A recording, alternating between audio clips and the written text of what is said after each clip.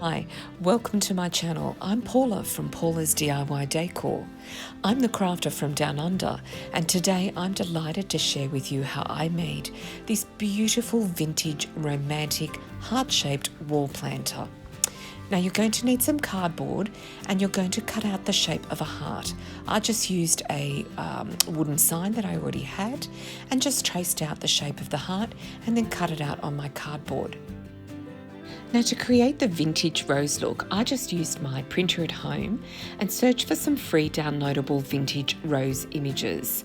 There's a variety here that I could choose from, and in my mind I wanted to create a music sheet background, a nice beautiful rustic music sheet background. So again, using the internet and downloading some free music sheets that looked kind of vintagey and nice and stained. I then just cut them out by actually ripping the sides of the music sheets very gently and then cutting them into kind of some random squares. I didn't want it to be completely perfect, so I layered the music sheet pattern using the different squares that I had cut out, using just simply gently ripping the side of those images and then using some using some of this glue stick. I lay down those music sheets onto the heart-shaped pattern. Now you can use Mod Podge to lay down your music sheets or paper onto this the cardboard. I just find using the glue stick, I tend to get less bubbling, but you can also, at the end of the whole process, use the Mod Podge to seal the design in.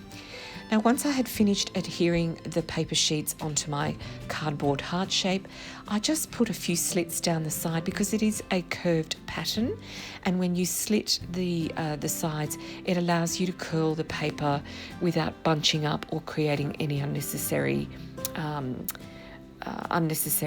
patterns that you weren't necessarily looking for. It just gives you a nice smooth edge. So pop along the paper pattern to the other side of the heart shape, and that way you've got a nice clean image all the way around the heart shape.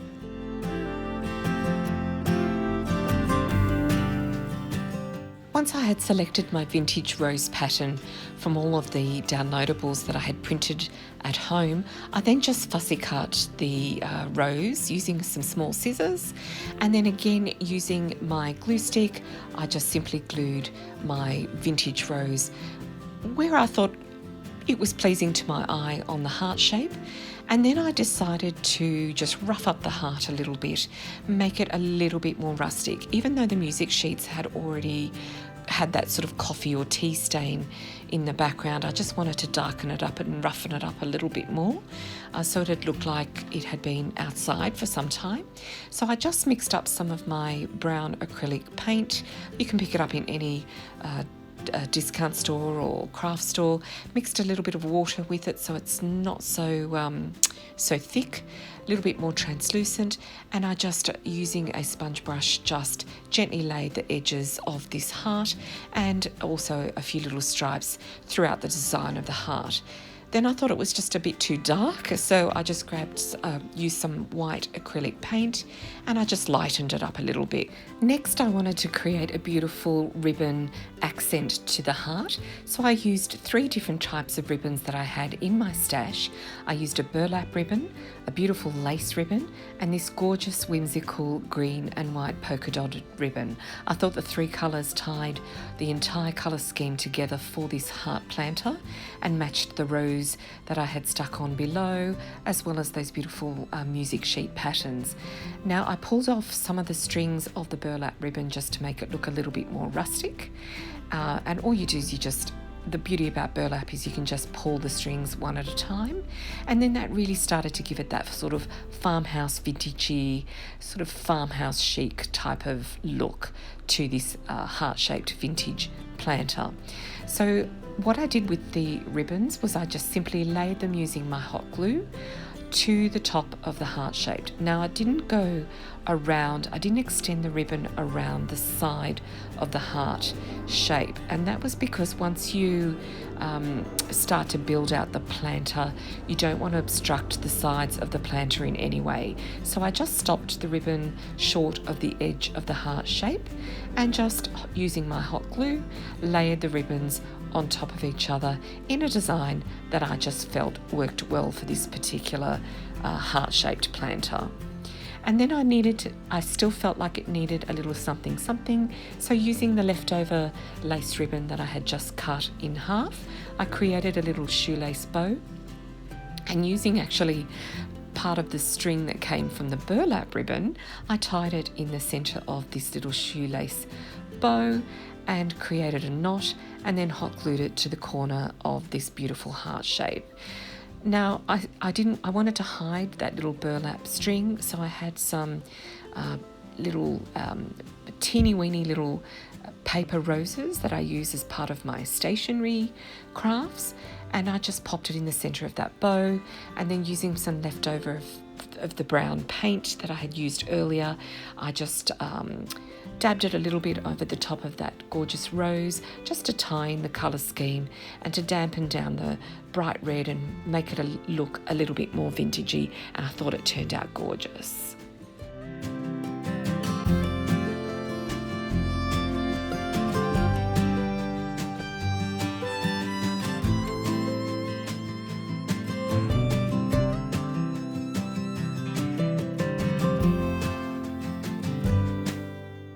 The top of the heart-shaped planter was complete. It's now time to start building the back of the planter.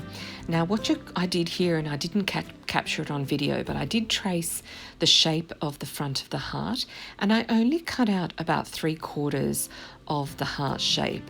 And I also then cut out about a 3-inch length of cardboard, because that piece of cardboard I was going to use to start to create the sides of the heart planter. Now, I could not find my more solid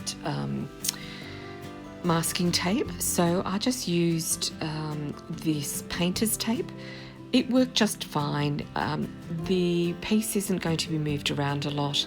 It kept the whole piece together. I wasn't too concerned about it, but if you want a more permanent structure and you are planning to have it outside or move it around a bit, then I would recommend to use stronger tape, like masking tape or electrical tape. So all you're going to do is lay out your tape on either side of the 4-inch strip, and you're simply going to curl it around the back shape of your planter, the 3/4 shape heart of your planter. And once you adhere the entire thing together using your tape, then you really start to build out the back of the planter, where you're going to house your floral foam and your flowers.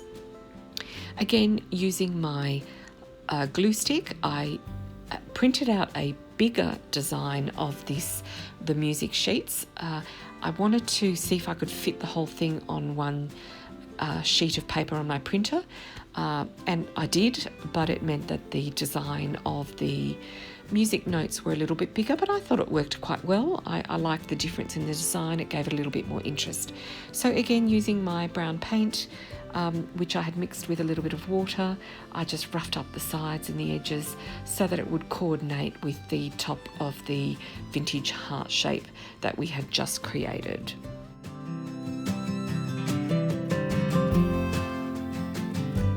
Using my hot glue, I just lay down the hot glue on the top of the back portion of the planter, turned it over, and then just glued it down to the bottom half of the heart shape. Again, you can see here the back of the planter is a little bit lower than the top of the planter, the heart shape of the planter. That's intentional so that you can't see the floral foam from the front, and you can see the beautiful design of the vintage rose planter. And soon we're going to start planting our beautiful flowers using some floral foam. Now, to adhere the hook to the back of the planter, I didn't bother covering the back of the planter because it was going to lay flush against the wall, but If you've got time, I was trying to really rush this video so I could get it out to you. I would lay some more of that music sheet design to cover the mess at the back, but just using some hot glue and some leftover of my burlap ribbon, I just created a hook, made it nice and solid, and it's ready to hang. Now, to create the floral foam, again just using the design of the back of the planter, created the shape using my pen and then just cut it out using a knife. I did use some hot glue to adhere the floral foam, however, because I don't want that floral foam popping out or shifting around once I start popping the flowers into the floral foam. So to keep the design steady, I just popped it into a box just so that it wouldn't shake around. And then I started to create this beautiful floral design. Now, in my stash and in my craft room, I have been over the last couple of years collecting lots and lots of fake flowers that I use in my crafting projects. So I was really delighted to be able to rummage through my craft room and find almost identical colours to the beautiful vintage rose that we've just adhered to the front of this vintage heart shape. So here you can see mums and roses and peonies and some wispy gorgeous greenery and wispy gorgeous white and pink flowers, which I don't know the names of, and these beautiful little they're like little bell flowers, which I cut down and then just popped into the arrangement all throughout the, spread out nice and evenly around the arrangement so that it looked like it was a cottage garden, a beautiful fairy garden, a nice vintage romantic garden. And that was what I had in my head, and I thought it turned out so pretty, so vintage, so romantic. You can use it for Valentine's Day, but you can actually have it up in your home all year round. I thought it turned out absolutely gorgeous. The idea I was trying to create here was wispy, beautiful, light, airy design, kind of a cottage garden, beautiful vintage farmhouse chic. Now, to cover up any holes that I had in the design, I just used some of this raffia that I had in my stash as well, and I just popped it into wherever I could see a gap, and that gave it an even more rustic farmhouse feel as well. So there you have it, a beautiful, gorgeous, vintage inspired rose heart-shaped planter that you can hang on your wall inside or out all year round. If you've liked this video, leave me a comment and let me know what you think. If you're new to my channel, a big warm welcome to you. I love to make decor and tablescapes for all seasons. If you're a returning subscriber, thank you so much for those wonderful messages you leave me every week. I do love to read them, and you certainly inspire me to keep on creating gorgeous designs for your home. Well, that's it for today. Have a great week, and I'll see you next time. Bye.